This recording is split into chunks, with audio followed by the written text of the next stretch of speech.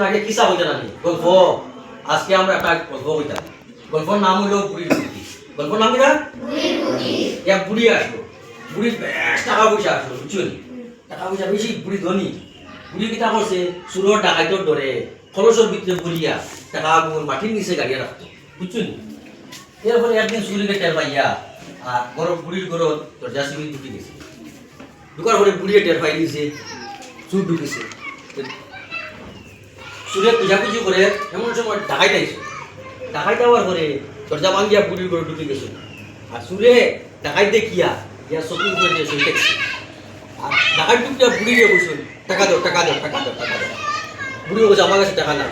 ও আমার নাতির সোয়াত আছে নাতির কাছে সব পয়সা বুড়িয়ে ডাকাইতে বুড়ি দিয়ে সারিয়া সুর দিয়ে গা দর্শন সুর দিয়ে মাত্রা আর বলছে টাকা দাও টাকা দাও সুরে বল আমি বুড়ির নাতি